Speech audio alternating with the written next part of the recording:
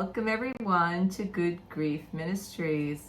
And my gosh, I have missed you guys. I have missed popping into your world. I know Brucey has too.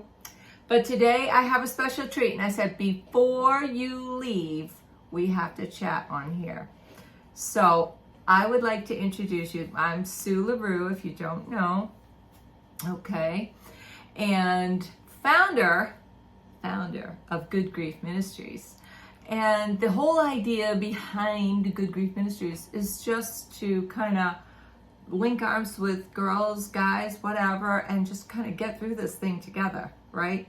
Talk about stuff that's bugging you, or how do I deal with this? How do I deal with that? What should I do? Blah, blah, blah. You know, all these things that come up, right?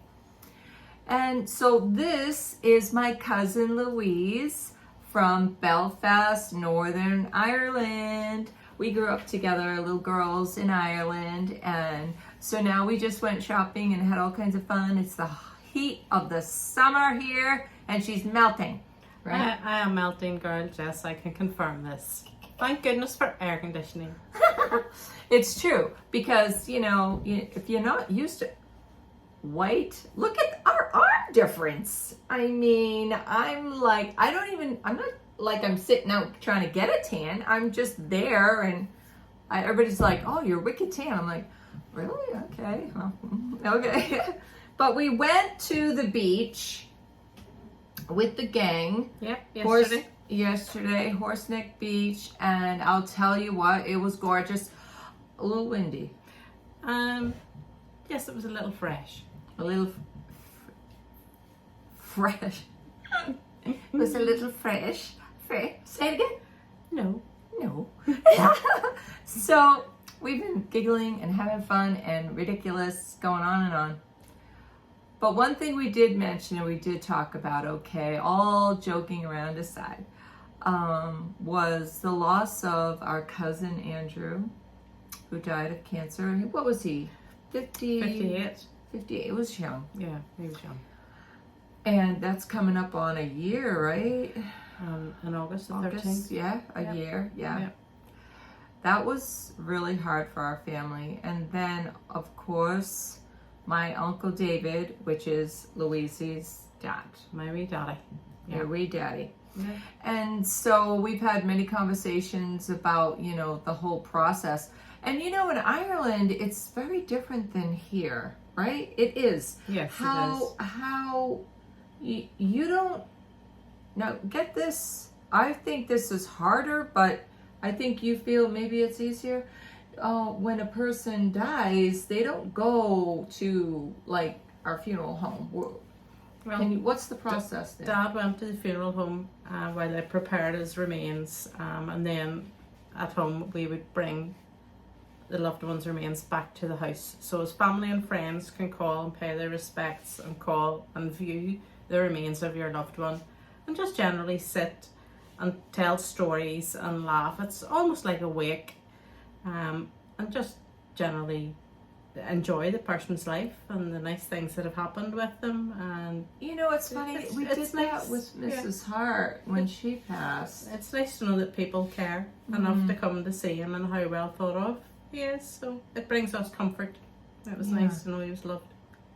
So they bring him back to the house. And I remember my grandmother saying this, and, you know, I remember a lot of people being brought back to the house. We don't do that here, but it almost sounds, maybe it would be nicer. I don't know. There's this thing, right? You don't know, because that's how you're going to remember them being in that room, that sort of thing. Don't forget, it's a lot hotter here than it is in Ireland. So your body will start to go off more quickly. Okay, so here it's 96 today in the heat of the summer. We checked their weather, it was 62.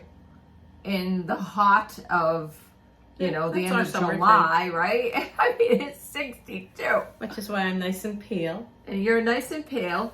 And today we went out to rent them outlets, and we bought sweaters. What? We didn't buy sweaters, we bought jumpers. Oh, we bought jumpers. Yeah, okay. They're sweaters. They're jumpers. The sweater jumpers.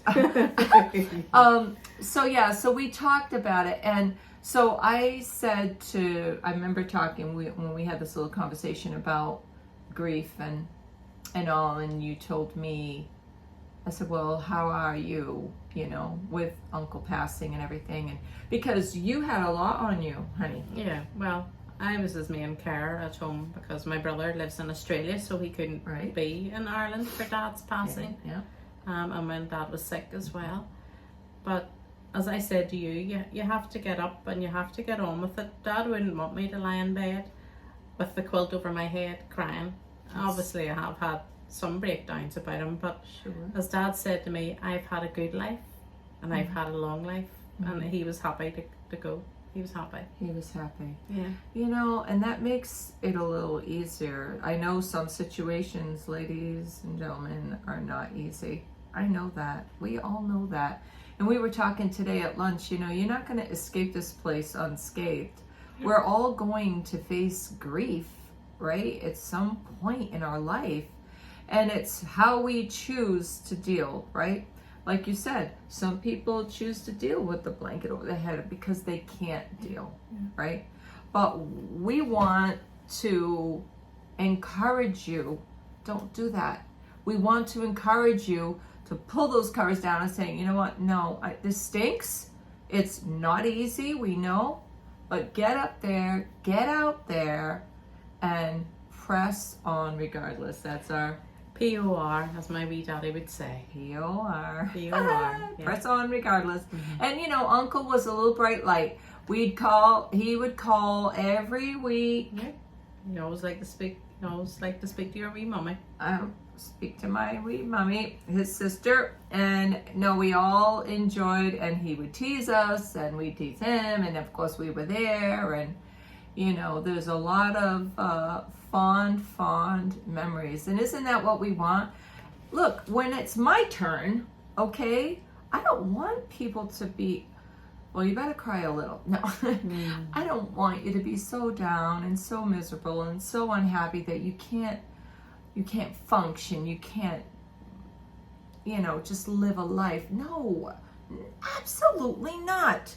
Well, I can just tell you that anytime I rang my dad, and I would have rang him almost daily, how are you today, Dad? Sure, aren't you great? Aren't I alive? And aren't I talking to you? It's the best day of my life. And he said that every single day. It's the best day of my life. Yeah. Not everybody gets that, Louise. What a wonderful memory. Yeah, but he wasn't necessarily always being truthful when he said that. He might have been feeling poorly, or he might have just been feeling very tired.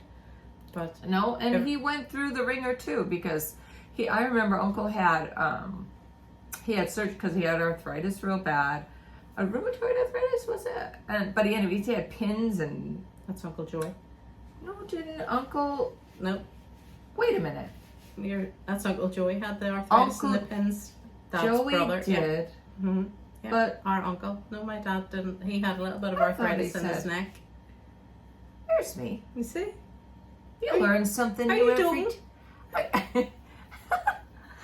You learn something new every day. He said he had arthritis. He did a little bit in his neck, but he didn't have pins and things in his neck. It was hard for him to walk. Well, he had blocked arteries in both his legs. It does begin with A, so. That's great. Yeah. I'm mixing up my uncles. Okay, there was 4 of them. Mm-hmm. Well, yeah. And one died young, right? One died young. But anyway, so we're all going to face it. We've all, kind of gone through it. And, but we just want to encourage you. You know what? It's okay. You're going to have meltdowns. Louise, we cried on the phone together many times, because you feel it. What if we felt nothing ever?